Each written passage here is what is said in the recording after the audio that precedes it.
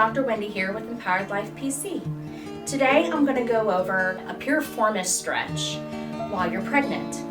So when we're pregnant, we sit a lot, but it also causes a lot of rotation and pulling in our pelvis, which can strain or cause irritation in that bum muscle called our piriformis. So in order to get this muscle while we're pregnant, because we have a nice bigger belly, we can't quite lay on our back and pull things in. So we're going to do this in a seated position. To do this correctly, I need you to scoot to the edge of the seat. The reason we're doing this is we're going to be bringing our leg up and over and then working on coming inward. If I am back here on the seat where my leg can be impacted by this chair and I go to come forward, it does not allow the stretch to happen within this leg to help pull and stretch that bum muscle. So we're going to scoot all the way to the edge of our chair. This one's a little short. Let me raise it up. There we go. All right. So we're going to bring one leg up over, creating a figure 4. And then once you do, the side that is up, we are going to take our hand and press down on that knee.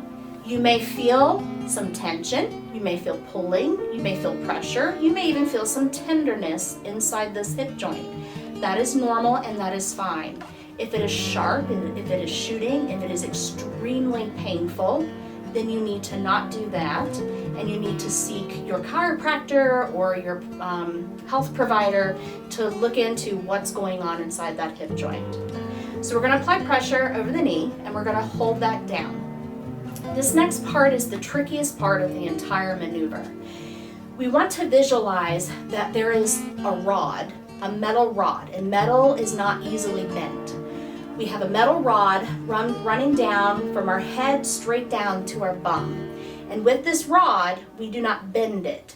It stays straight and we pivot forward at the bottom of the rod, bringing it forward.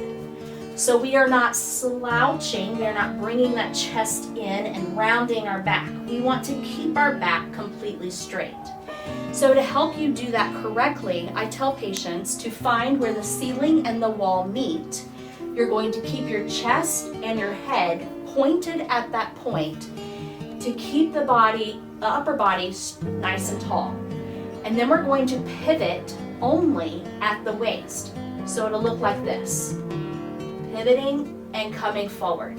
As you do this movement, you feel that tension you had in your hip leaves and you now start to feel the stretch in the bum that you're sitting on.